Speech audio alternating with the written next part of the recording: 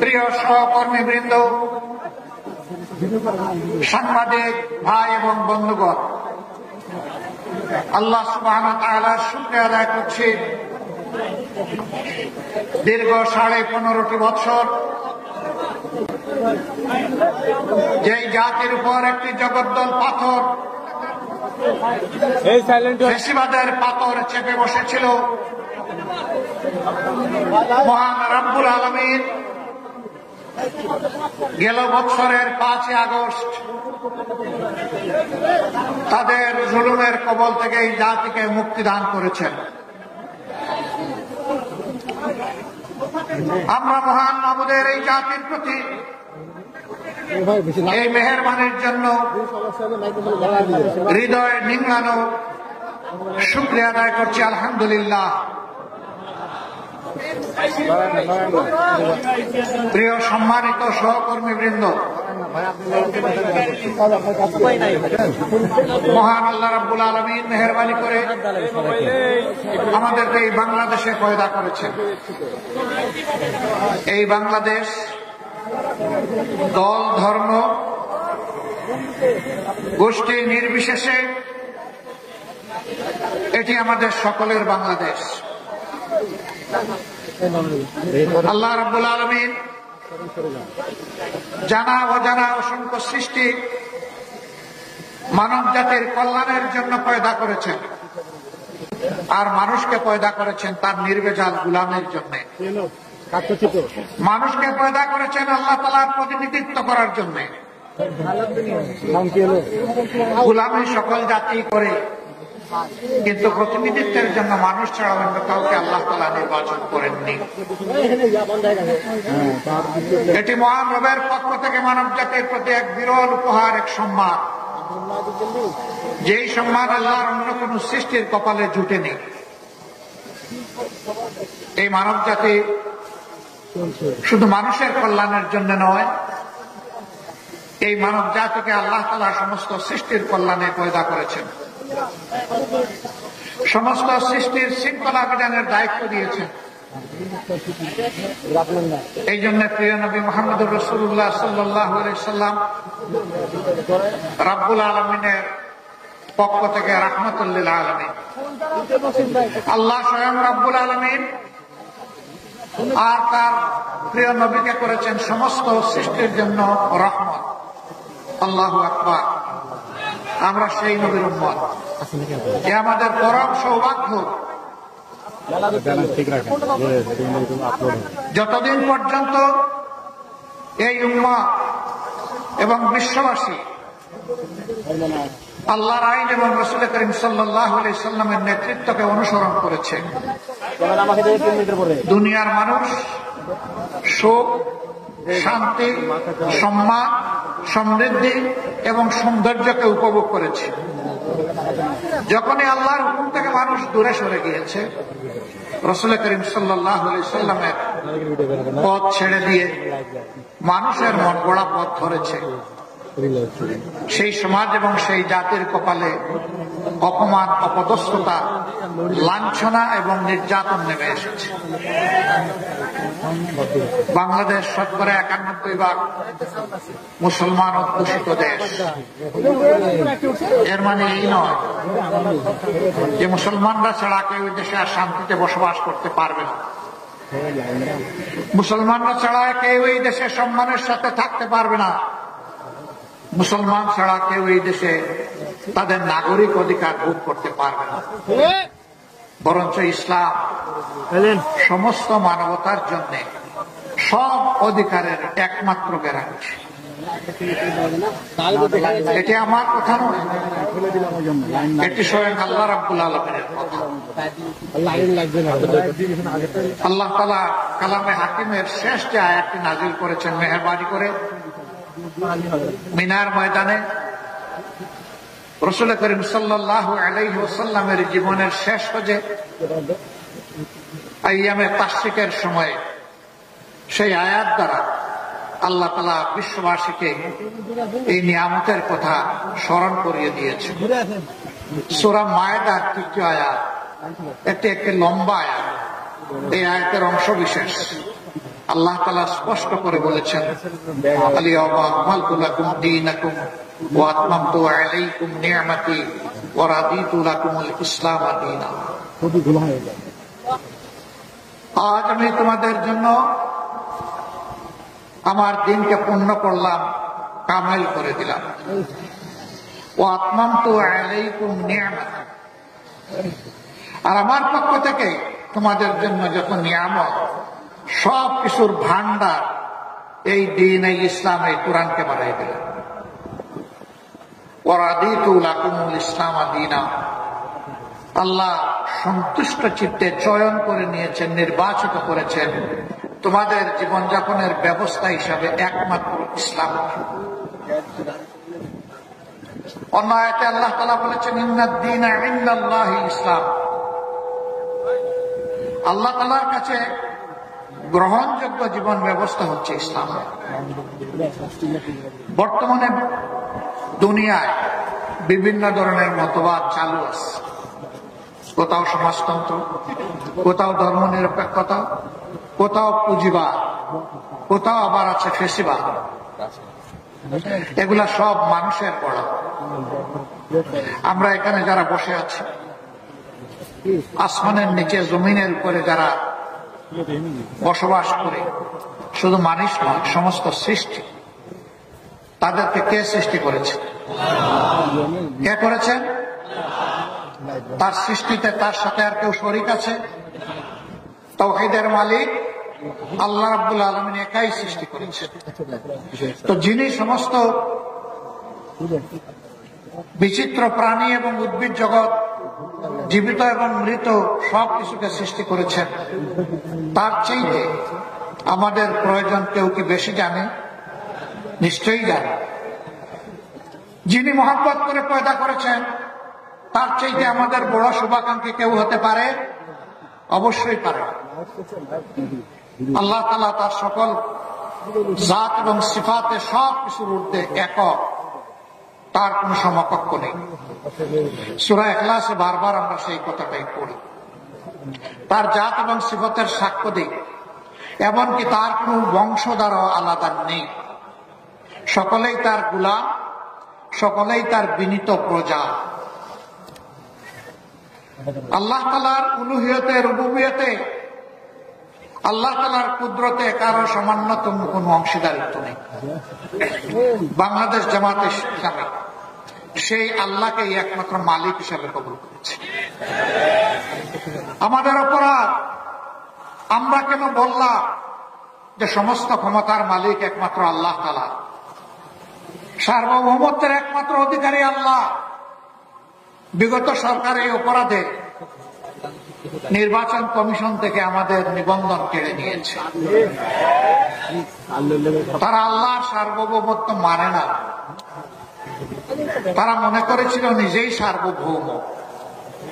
সার্বভৌম মানে সর্বময় ক্ষমতার মালিক। তো এত ক্ষমতার মালিক তো দেশ ছেড়ে পালালেন কেন? সেই ক্ষমতার দাপটে কিয়ামত পর্যন্ত টিকে থাকার চেষ্টা করতেন। অতএব আপনাদের পলায়ন, আপনাদের পরাজয় এটা প্রমাণ করেছে সর্বময় ক্ষমতার মালিক একমাত্র আল্লাহ রাব্বুল আলামিন। এও আমার কথা নয়, এটাও আল্লাহ তাআলার কথা। ক্ষমতা দেওয়ারও মালিক আল্লাহ, নেওয়ারও মালিক আল্লাহ। ইজ্জত দেওয়ারও মালিক আল্লাহ, আবার ইজ্জত কেড়ে নেওয়ার মালিকও আল্লাহ। আল্লাহ তাআলার ভাষায়, قل اللهم مالك الملك تؤتي الملك من تشاء وتنزع الملك ممن تشاء وتعز من تشاء وتذل من تشاء بيدك الخير إنك على كل شيء قدير। সমস্ত মুলকিয়ত বাদশাহীর মালিক কে? সে মহান আল্লাহ বলছেন, দুনিয়ার বিভিন্ন অংশে, খণ্ডে, জায়গায় আমি ছোট ছোট এখতিয়ার দিয়ে থাকি, ছোট ছোট মুলকিয়ত দিয়ে থাকি, যেন মানুষ সেখানে মানুষের উপর ইনসাফ কায়েম করে। আল্লাহু ইয়া'মুরুকুম বিল আদলি ওয়াল ইহসান, আল্লাহ তোমাদেরকে নির্দেশ দিচ্ছেন তোমরা যেন ন্যায় বিচার প্রতিষ্ঠা করো, আর মানুষের প্রতি তোমরা যেন সম্মান দেখাও, ইহসান করো। এটা আল্লাহর হুকুম। যারা ন্যায় বিচারের উপরে থাকবে, মানুষকে সম্মান করবে, মানুষকে মানুষ হিসাবে গণ্য করবে, আল্লাহ তাদের ইজ্জত বাড়াবে। আর যারা সমাজে জুলুম এবং অবিচারের প্রচলন করবে, মানুষকে বেইজ্জত করবে, বিশেষ করে সম্মানিত মানুষকে অপমান করবে, আল্লাহ তাদের সম্মান এবং রাজত্ব দুটাই কেড়ে নেয়। আল্লাহ বলছেন, ক্ষমতা আমি দেই, ক্ষমতা আমি কেড়ে নেই, ইজ্জত আমি দেই, ইজ্জত আমি কেড়ে নেই, এবং সকল ব্যাপারে ইন্নাকা আলা কুল্লি শাইইন কাদির, তোমাদের জন্য আল্লাহই হচ্ছেন সমস্ত ক্ষমতার মালিক। কুদরত তার হাতে, শক্তি তার হাতে। আমরা আল্লাহর শক্তিতে বলিয়ান একটি জাতি গঠন করতে চাই ইনশাআল্লাহ। যেই জাতি আল্লাহ তাআলার শক্তির আলোকে আলোকিত হবে, সেই জাতি হবে সাহসী জাতি, বীরের জাতি। সেই জাতি আল্লাহ ছাড়া আর কারো কাছে মাথা নত করবে না।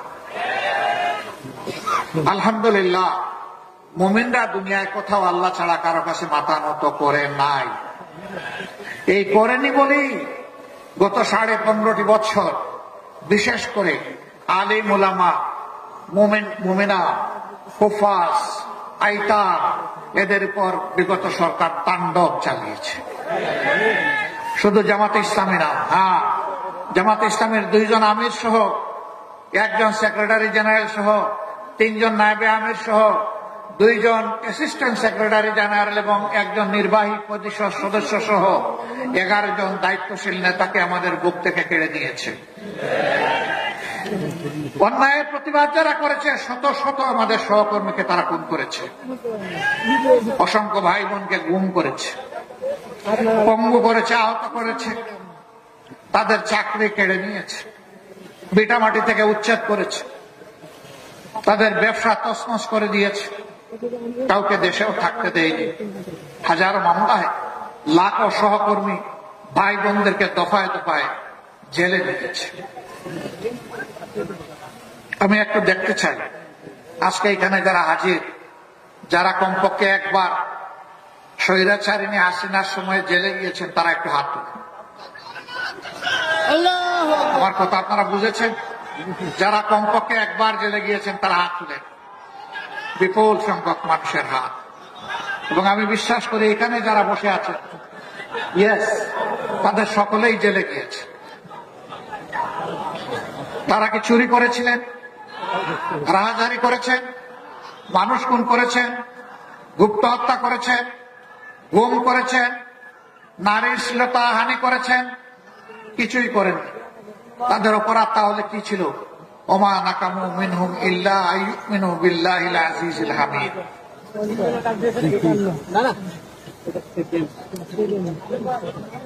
তাওহীদবাদী একদল মানুষ আরবের নাজরানি ছিল। মুশরিকরা তাদেরকে আগুনে গর্তে নিক্ষেপ করে হত্যা করেছিল। যাদেরকে হত্যা করেছিল তাদেরকে বলা হয় আসহাবুল উখদুদ। আল্লাহ তাআলা সেই গর্তগুলো আমার দেখার সুযোগ করে দিয়েছিলেন।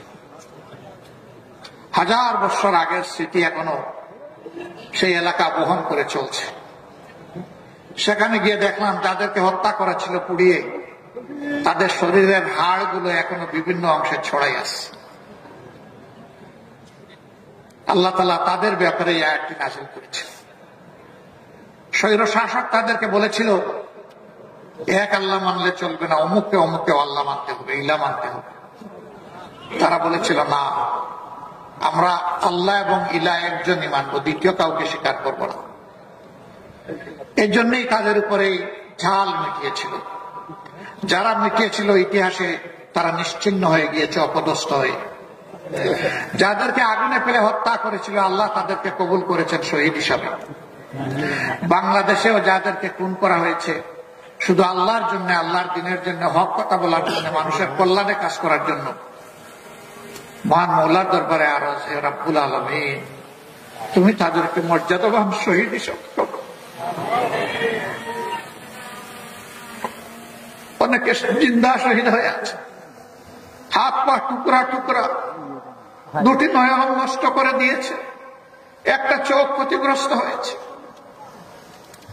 আমাদের নেতৃবৃন্দকে ফাঁসির রশিতে ঝুলানো হয়েছে, বাকিদেরকে মৃত্যুর দিকে ঠেলে দেওয়া হয়েছে। আমরা এতে ব্যথিত করি। আমরা আল্লাহর দরবারে শুকর গুজার করি যদি আমাদের বাগানের এই শ্রেষ্ঠ ফুলগুলাকে আল্লাহ তাআলা শহীদ হিসাবে কবুল। হে আল্লাহ, তুমি তোমার জান্নাতের বাগানের ফুল হিসাবে এগুলাকে কবুল করো। শুধু জামাতে ইসলামী নয়, ইসলামের জন্য, মানবতার জন্য যারাই জীবন দিয়েছেন আল্লাহ যেন তাদের সকলকে শহীদ হিসাবে কবুল। আর আহত হয়ে, পঙ্গু হয়ে, এই কষ্টের জীবন নিয়ে যারা বেঁচে আছেন, মহান রবের দরবারে আরজ করি, রাব্বুল আলামিন তোমার কুদরতের প্রশান্তির হাতটা তাদের সিনার উপরে বুলাইয়ে দাও, তাদেরকে সবরে জামিলা দাও। সর্বশেষ 15.5 বছর একটানা খুন গুমের সংস্কৃতি চালিয়ে ওদের পিপাসা নিবারণ হয়নি। শেষ পর্যন্ত 24-এর 1 জুলাই থেকে 5 আগস্ট এই সময়টা সারা বাংলাদেশে এরা মহাতাণ্ডব চালিয়েছে। কি বলেছিল আমাদের কলিজার টুকরা সন্তানেরা? কি এমন ছিল তাদের দাবি? তারা তো কারো গদি নিয়ে টান দেয়নি, তারা তাদের একটা ন্যায্য ছোট্ট দাবি নিয়ে রাস্তায় নেমেছিল। তারা বলেছিল কোটা রাখেন, কিন্তু সেইটাকে যুক্তিসঙ্গত করে সংস্কার করে। সহ্য করল না, তাদের বিরুদ্ধে গুন্ডা বাহিনী, মুগর বাহিনীকে লেলিয়ে দিল। এই মুগর বাহিনী বিশ্ববিদ্যালয়গুলোতে ঢুকে ছেলেদেরকে তো পিটালই, আমাদের কলিজার টুকরা মেয়েগুলাকেও পিটাল।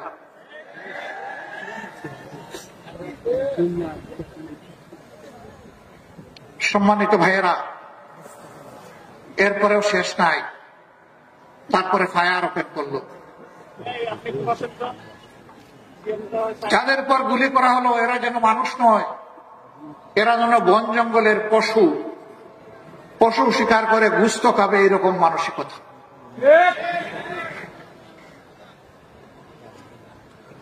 কতজন আদম সন্তানকে দুনিয়া থেকে বিদায় করা হয়েছে, সঠিক হিসাব দুনিয়া কেউ দিতে পারবে না। আমরা যেখানেই একজন শহীদের খবর পেয়েছি, চেষ্টা করেছি তাদের প্রিয় পরিবারের কাছে ছুটে যেতে, সান্ত্বনা দিতে, দুঃখের অংশীদার হতে, তাদের কাছ থেকে দোয়া চাইতে। কারণ তারা পরম সৌভাগ্যবান, জাতিকে মুক্তির সংগ্রামে তার সন্তান, তার ছেলে, তার ভাই, তার স্বামী, তার পিতা নেতৃত্ব দিয়ে দুনিয়া থেকে বিদায় নিয়েছেন। তারা আমাদের কাছে জাতীয় সম্পদ, পরম সম্মানের পাত্র। কিন্তু আমরা সবার কাছে যেতে পারিনি, কারণ সবার খোঁজ আমরা পাইনি। আপনারা দেখেছেন আন্দোলনের শেষ দিনগুলোতে ইন্টারনেট বন্ধ করে দিয়ে সবকিছু অন্ধকারে রেখে অনেক লাশ গুম করা হয়েছে। স্তূপে স্তূপে লাশ ট্রাকের পর ছুঁড়ে মারা হয়েছে, তারপরে পেট্রোল ছিটিয়ে আগুন দিয়ে লাশগুলাকে ছাই বানায় ফেলা হয়েছে। এখনো বহু জায়গায় যায়, কাঁদো কাঁদো চোখ নিয়ে, চোখের ফুটা ফুটা পানি নিয়ে ওনাকে হাজির হয়ে বলে, বাবা আমার সন্তানটার কোনো খবর পেলাম, অন্তত তার কবরের খবরটা পেলে মনে একটু সান্ত্বনা পেতাম যে আমার সন্তানটা অন্য জায়গায় ঘুমিয়ে আছে। আপনারা কি কোনো খবর জানেন? বলুন, এই মানুষগুলোকে কি সান্ত্বনা আমরা দিতে পারি? আমাদের কাছে সান্ত্বনা দেওয়ার মতো কোনো ভাষা থাকে না। আমরা সব ভাষা হারিয়ে ফেলি, তাদের সাথে আমাদের চোখ থেকে তখন পানি ঝরে। আপনাদের এই শহরেরই গুড়িপাড়ার একটা ছেলে, ওর নাম মিনারুল, গরিব পরিবারের সন্তান, বয়স কত হবে, 20-22। নারায়ণগঞ্জের একটা গার্মেন্টসে চাকরি করত। তার দুটো ভাই কষ্ট করে রিক্সা চালিয়ে সংসার চালায়। এই ছেলেটা আন্দোলনের সময় বাড়িতে এসেছে, সে রাস্তায় নেমেছিল আন্দোলনকারী মানুষগুলোকে একটু পানি পান করাবে। কঠিন গরমের সময় একদিকে আগুন ভরা বুলেট আসতেছে, আরেকদিকে সূর্যের তাপ, হাতে কলসি নিয়ে গ্লাস নিয়ে গিয়েছিল মানুষকে পানি। যখন কলসির পানি শেষ হয়ে গেল, কলসি ফেলে দিয়ে সেও আন্দোলনে শরীক হয়ে জালিমের বুলেট এসে তাকে এফুড় উফুড় করে দুনিয়াতে নিয়ে গেল। রাজশাহীতে এসেছিলাম তার পরিবারকে দেখতে, সেখানে গেলাম। তার মা, তার ভাইয়েরা এবং শহীদের স্ত্রী, তারা অত্যন্ত গুছিয়ে শালীনভাবেই আমাদের সামনে আসলেন।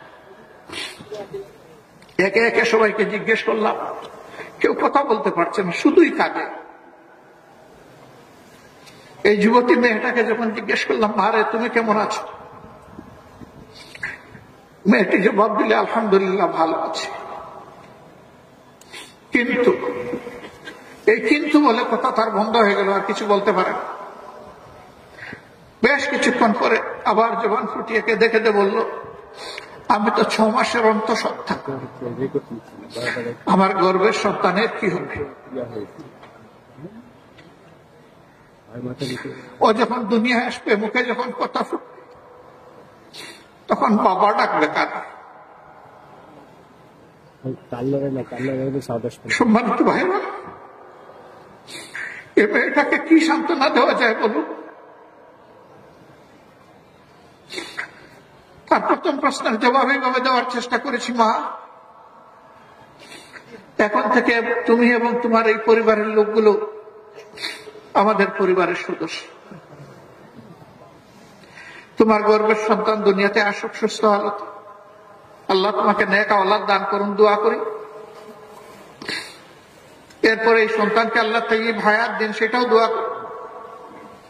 ও যতদিন বড় না হবে, উপার্জন করার উপযুক্ত না হবে, মানুষের মতো মানুষ না হবে, ততদিন পর্যন্ত আমাদের সন্তান সন্ততি, আমাদের নাতি নাতনিরা যেভাবে বেড়ে উঠবে, যেভাবে শিক্ষা পাবে, যেভাবে খাবে, যেভাবে পড়বে, ইনশাল্লাহ তোমরাও সেভাবে থাকবে। আমাদের কোনো শক্তি নাই, আমরা আল্লাহ তাআলার উপর মুতাওয়াক্কিল হয়ে এই দায়িত্ব নিয়েছিলাম। আলহামদুলিল্লাহ, এই মেয়েটির গর্ভ থেকে আল্লাহ তাআলা তাকে একটা সন্তান দুনিয়ায় দান করেছে। দোয়া করি আল্লাহ তাআলা তাকে তাইয়্যিব হায়াত দান করুন, বাপের মতো সেই দিনের মুজাহিদ হোক।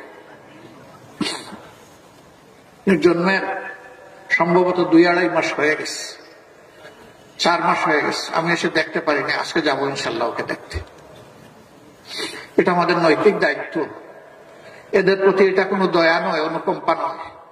যারা রক্ত দিয়ে আজকের এই পরিবেশ আমাদেরকে দিয়ে গিয়েছে, তাদের কাছে আমরা এবং সারা জাতি ঋণী এবং কৃতজ্ঞ। এই ঋণের দায় আমাদেরকে আজীবন পরিশোধ করতে হবে শ্রদ্ধার সাথে। এরকম যত শহীদ বাংলাদেশে আছে, আমরা তাদের প্রতি কৃতজ্ঞ, আমরা তাদের কাছে ঋণী। সাংবাদিক বন্ধুরা আমাদেরকে প্রশ্ন করেছেন, আপনাদের দলের কতজন শহীদ হয়েছে? আমি বলেছি, যারা শহীদ হয়েছে আমরা তাদের দলের মানুষ, এবং যারা শহীদ হয়েছে তারা সবাই আমাদের দলের মানুষ। আমরা জামাতে ইসলামী হিসাবে আমাদের দল নয়, আমরা মানব জাতি হিসাবে আমাদের দল, এবং মানবতাবাদী হিসাবে আমাদের দল। কোন দলীয় পরিচয়ে আমরা সংকীর্ণ পরিসরে নামাতে চাই না। তারা আমাদের জাতীয় সম্পদ, জাতীয় বীর, তাদেরকে মাথার উপরে শ্রদ্ধায় আমরা তুলে রাখতে চাই। তারা তো গেলেন, আত্মীয় স্বজন একটা সান্ত্বনা পেলেন, কিন্তু যারা পঙ্গু হয়ে বেঁচে আছে, সাভারের, মিরপুরের সিআরপিতে যারা আছে, বিভিন্ন হাসপাতালে যারা আছে, মেরুদণ্ড গুলিবিদ্ধ হয়ে, যাদের কারো 2টি পা, কারো 4টি পা অবশ হয়ে বিছনা থেকে উঠতে পারে না, বসতে পারে না, নিজের হাতে অনেকে তুলে খাবারটা খেতে পারে না। আল্লাহ তাআলা, ও প্রভু, তুমি এই জিন্দা শহীদ গুলাকে কবুল করো। এদের জন্য উপকারী বন্ধু তুমি নিয়োগ করে দাও। বাকি জীবন কোন না কোনো মানুষের উপর তাদের নির্ভর করতে হবে। মানুষের অন্তরে তাদের প্রতি শ্রদ্ধা এবং ভালোবাসা আল্লাহ তুমি পয়দা করে দাও। এরা বন্ধু আমাদের মানবিক জ্ঞান বলে। আল্লাহ তো মুর্দাকেও জিন্দা করতে পারেন, অসুস্থতায় সুস্থতার নিয়ামত দিতে পারেন, কিন্তু আমাদের মানবিক জ্ঞানে বলে এরা কখনো জীবনে উঠে বসতে পারবে না, হাঁটতে পারবে না। আবার আমাদের কলিজার টুকরা বুকের সন্তান গুলি করে অনেকের দুটা চোখ অন্ধ করে ফেলা হয়েছে, দেখে না। আল্লাহ চোখ দিয়েছিলেন তার সৃষ্টির সৌন্দর্য দেখা এবং তার শুকরিয়া আদায় করার জন্য, কিন্তু জালিমরা তাদের দুটি চোখ কেড়ে নিয়েছে। এরাও আজীবনের জন্য জীবন্ত লাশ হয়ে গেল, জীবন্ত শহীদ হয়ে গেল। আল্লাহ এদেরও সঙ্গে হোক। আমি হাসপাতালে 8 তারিখেই আগস্ট মাসের ঢাকার বিভিন্ন হাসপাতালে আহত বন্ধুদেরকে দেখতে গিয়েছিলাম। তাদের বেডের পাশে বসে জিজ্ঞেস করেছি, কেমন আছো তুমি? বলে যে আলহামদুলিল্লাহ ভালো আছি। দরাজ গলায় বলে আলহামদুলিল্লাহ ভালো আছি। তোমার এক হাত নেই, এক পা নেই, কারো 2 পা নেই, তুমি ভালো আছো? বলে যে হ্যাঁ আলহামদুলিল্লাহ ভালো আছি। এত কষ্ট নিয়ে ভালো আছো কিভাবে? বলে যে কারণে রাস্তায় নেমেছিলাম আমাদের উদ্দেশ্য সফল হয়েছে। কি কারণে রাস্তায় নেমেছিলেন? আমরা স্বাধীনতার জন্য লড়াই করতে নেমেছিলাম, আমরা স্বাধীন হয়েছি। আল্লাহু আকবার। তার হাত নাই, পা নাই, চলে গেছে, চোখ নাই, চলে গেছে, সেদিকে খেয়াল নাই, বলছে যে জাতি স্বাধীন হয়েছে। একটা গোষ্ঠীর, একটা দলের জোর করে চাপানো গোলামি থেকে এই জাতি মুক্তি পেয়েছে। সম্মানিত ভাইয়েরা, বলেছিলাম হে বুকের সোনা, তোমার তো একটা হাত চলে গেল, পা চলে গেল, তুমি তো আর স্বাভাবিক জীবনে আসতে পারবে না। জাতির প্রয়োজনে আগামীতে যদি এমনটি লড়াইয়ের প্রয়োজন হয়, তখন তো আর তোমার পক্ষে কিছু করা সম্ভব হবে না। চিৎকার দিয়ে বলে অবশ্যই হবে। যদি আল্লাহ আমাদেরকে হায়াত দেন অবশ্যই হবে। হাত একটা জাতির জন্য গিয়েছে, প্রয়োজনে আরেকটা হাতও দেবো ইনশাআল্লাহ। যে জাতির বীরেরা, সন্তানেরা এইরকম জাতির জন্য, জাতির স্বাধীনতার জন্য, মানবতার জন্য বীরের মতো গর্জন করতে পারে, ইনশাআল্লাহ এই জাতির পর আর কোন ষড়যন্ত্র বাস্তবায়ন হবে না। প্রিয় ভাইরা, 10 মাসের সন্তান কোলে মা নেমে এসেছিলেন রাস্তায়। ঢাকার রাস্তায় সাংবাদিক বন্ধু প্রশ্ন করেছে, আপনি কি কাজ করেছেন? এই অবুঝ শিশুকে তুলে নিয়ে আপনি রাস্তায় এসেছেন, মুহুর্মুহু গুলি চলতেছে, একের পর এক শহীদ হয়ে যাচ্ছে, পঙ্গু হয়ে যাচ্ছে, রক্তের বন্যায় রাজপথ ভেসে যাচ্ছে, আপনি কেন এই অবুঝ শিশুকে নিয়ে রাস্তায় নেমে আসলেন? আমার এই মা জবাব দিয়েছিলেন, শিশু এই কুলে যেটা দেখছেন এইটাই আমার একমাত্র শিশু নয়। আজকে বাংলাদেশের রাস্তায় 56,000 বর্গ মাইলে যতগুলা যুবক যুবতী নেমে এসেছে সবগুলা আমার শিশু, আমার সন্তান। আমি ওই সন্তানদের সাথে সংহতি, একাত্মতা প্রকাশ করার জন্য রাস্তায় এসেছি। আল্লাহু আকবার। 7-8 বছরের একটা ছেলে হাতের মধ্যে ইটের টুকরা নিয়ে পুলিশের দিকে তেড়ে যাচ্ছে। যুবকরা তাকে থামানোর চেষ্টা করছে। এই তুমি কি করছো? কি করছো? তুমি ছোট্ট মানুষ, এই গুলির সামনে তুমি এইভাবে আসছো কেন? যে আন্দোলন করতে আসছে। কেন আন্দোলন করবা? ওরা আমার ভাইকে খুন করেছে, আমি প্রতিশোধ নেব। কে তোমার ভাই? বলে যে আমার ভাই আবু সাইদ। তোমার বাড়ি রংপুর? না, আমার বাড়ি ঢাকায়। তো আবু সাইদ তোমার ভাই হয় কিভাবে? ওই যে জাতির মুক্তির জন্য লড়াই করেছে এবং জীবন দিয়েছে, সেই তো আমার ভাই। এই ছোট্ট শিশুটির মগজের মধ্যে, তার কণ্ঠের মধ্যে এই কথা কে দান করলেন? আল্লাহ রাব্বুল আলামিন। যুবকরা বলতেছে তুমি যাও, আমরা তোমার পক্ষে লড়াই করব। ঝাঁকুনি দিয়ে বলতে, ছাড়েন মিয়া, আপনার আন্দোলন আপনি করেন, আমার আন্দোলন আমাকে করতে দেন। এরপরে ওরা কৌতূহল বশত জিজ্ঞেস করেছে, তোমার মা বাবা আছে? আছে। ওই গুলির মুখে তুমি যদি শহীদ হয়ে যাও তাহলে তোমার মা বাবা কাঁদবে না? না, আজকে ঘর থেকে বের হওয়ার সময় মা বাবাকে চুমু দিয়ে বলেছি, আমি যদি শহীদ হয়ে যাই আমার জন্য তোমরা দুঃখ করো না, আমার জন্য তোমরা কেঁদো না। আল্লাহু আকবার। আল্লাহ তাআলার কাছে আরজ করে রব্বুল ইজ্জত এই জাতির মায়েদের গর্ভে এই ধরনের বেশি বেশি করে বীর সন্তান তুমি জন্ম দাও, এরা যেন জাতির পাহারাদার হতে। সম্মানিত ভাইয়েরা, এই দেশে অনেকে শাসন করেছেন, আগামীতে হয়তো আল্লাহ যাদেরকে পছন্দ করবেন তারা এই জাতির খেদমতের দায়িত্ব পালন করবেন।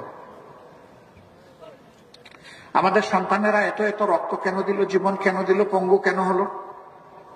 তারা চেয়েছে সমাজ থেকে সব ধরনের দুঃশাসন এবং দুর্নীতির কবর রচনা হোক।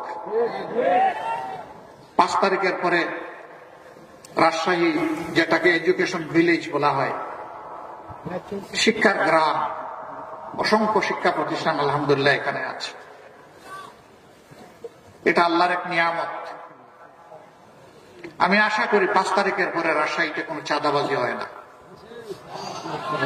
রাজশাহীতে কোনো চাঁদাবাজি হয় না। এখানকার মানুষ ভদ্র, এখানকার মানুষ বিনয়ী, এখানকার মানুষ সৎ, কেউ চাঁদাবাজি এখানে করে না, ঠিক না? এখানেও চাঁদাবাজি হয়, এখানেও ফুটপাত দখল হয়, হাট বাজার, বালুমহাল, জলমহাল, বিভিন্ন যানবাহনের স্ট্যান্ড, সবগুলাতে দখলদারি হয়। তাহলে আমাদের এই শহীদদের রক্তের প্রতি এইটা কি ভালোবাসা? এটা কি সম্মান? এই কাজ যারা করেন বিনয়ের সাথে তাদেরকে অনুরোধ করে এই কাজটা ছেড়ে দেন, মেহরবানি করে এই কাজটা করবেন না। আমাদের শহীদদের আত্মা কষ্ট পাবে, মানবতা অপমানিত হবে, লাঞ্ছিত হবে।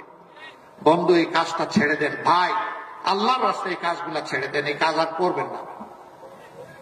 অফিস আদালতে যারা ঘুষ বাণিজ্য করেন, আবার মামলা বাণিজ্য অনেকে করেন, তাদের প্রতি আমাদের আন্তরিক অনুরোধ, ভাই কাজগুলা করিয়েন না। আমাদের শহীদদের আত্মা কষ্ট পাবে। আর আমাদের জীবন্ত সন্তানেরা যারা শহীদ হওয়ার নিয়ত করে গড় থেকে বের হয়ে রাস্তায় সেদিন লাখো লাখো সন্তান, কোটি কোটি সন্তান নেমেছিল, তারা অন্তরে বড় কষ্ট পাবে। তাদেরকে কষ্ট দেবেন না মেহেরবানি। তবে যদি আমাদের এই বিনয়ী অনুরোধ কেউ না মানে, তাহলে তাদের জেনে রাখা উচিত যুদ্ধ আমাদের শেষ হয়নি। আমাদের সন্তানেরা স্লোগান দিচ্ছে এখনো, আবু সাইদ মুগ্ধ, শেষ হয়নি যুদ্ধ। আপনারা আমার সাথে বলবেন, আবু সাইদ মুগ্ধ, এ লড়াই চলবে ইনশাআল্লাহ। কতক্ষণ? যতক্ষণ না ইনসাফ এই জমিনে কায়েম। আর ইনসাফ কায়েমের গ্যারান্টি একমাত্র আল কোরআন দিতে পারে, আর কিছুই দিতে পারে। এই কোরআনিক শাসন সকল ধর্মের, সকল দলের, সকল বর্ণের মানুষের জন্য একমাত্র ইজ্জতের গ্যারান্টি। এই কোরআনের শাসন কায়েমের মধ্য দিয়ে একটা মানবিক বাংলাদেশ আমরা করতে চাই, দুর্নীতি এবং দুঃশাসন মুক্ত বাংলাদেশ করতে চাই। অন্য ধর্মের ভাইদেরকে আমরা আমাদের ভাই হিসেবে দেখি, কারণ একই আদর এবং একই হাওয়া আলাইহিস সালামের আমরা বংশধর। শয়তান আমাদেরকেও ধোঁকা দেয়, অনেককেই ধোঁকা দেয়। শয়তানের ষড়যন্ত্রে পড়ে অনেকে তার প্রভুকে ভুলে যান। আমাদের রুট, আমাদের উৎস, আমাদের মূল এক জায়গায়। আমরা মানুষকে ঘৃণা করি না, হিংসা করি না। আমরা মানুষকে মানুষ হিসাবে সম্মান করি, মানুষের দুঃখে কষ্টে চেষ্টা করি সাড়া দেওয়ার, এটাও চেষ্টা করি সবার আগে সাড়া দেওয়ার। কেন? কারণ আল্লাহর হাবিব বলেছেন, খায়রুন নাস মান ইয়ানফাউন নাস, মানুষের মধ্যে তারাই উত্তম যারা মানুষের কল্যাণে সবসময় ব্যস্ত থাকে। আল্লাহ যেন এই তৌফিক আজীবন কিয়ামত পর্যন্ত আমাদেরকে দান। সম্মানিত ভাইয়েরা, সেই সামনের সেই কল্যাণ রাষ্ট্র, বৈষম্যহীন, দুর্নীতিমুক্ত, চাঁদাবাজ মুক্ত, ঘুষ মুক্ত একটি ন্যায় ইনসাফের বাংলাদেশ গড়েই আমরা মানবিক বাংলাদেশ করতে চাই। এই বাংলাদেশ আপনারা চান, আমার সহকর্মীরা চান, তাহলে আমাদের লড়াই চালিয়ে যেতে হবে। ত্যাগ অনেক করেছি, ইনশাআল্লাহ আল্লাহ তৌফিক দিলে জাতির জন্য আরো ত্যাগ স্বীকার করব। আমরা এক মুহূর্তের জন্য বিশ্রাম নেব না। বিশ্রাম নেওয়ার কোন সময় আমাদের নাই। এই জীবন খুব ছোট, কাজ অনেক বড়। সেই কাজগুলো যেন সমাধা করতে পারে আল্লাহ যেন তৌফিক দান করেন। আল্লাহ তাআলা বাংলাদেশ থেকে সকল প্রকার অন্যায়, অবিচার, দুর্নীতি, দুঃশাসনের বিলোপ সাধন করে তার পুরানি আইন এই দেশে আমাদেরকে দান করুন। আর সেই আইনের এক একজন কর্মী হিসাবে আল্লাহ তাআলা আমাদেরকে তৌফিক দিন এবং কবুল করুন। আপনারা যারা এসেছেন আমাদের কথা শুনতে, নিশ্চয়ই ভালোবাসা নিয়ে এসেছেন। এই ভালোবাসা কার জন্য? আবার বলুন, কার জন্য এই ভালোবাসা? একমাত্র আল্লাহ তাআলার জন্য। আল্লাহ তাআলার দরবারে আরো যে প্রভু আমাদের এই ভালোবাসাকে কবুল করো, আর এই ভালোবাসাকে তুমি জান্নাত পর্যন্ত পৌঁছে দিও। সবাইকে ধন্যবাদ। আসসালামু আলাইকুম ওয়া রাহমাতুল্লাহ। আল্লাহ হাফেজ। বাংলাদেশ জিন্দাবাদ। বাংলাদেশ জামাত ইসলামী জিন্দাবাদ।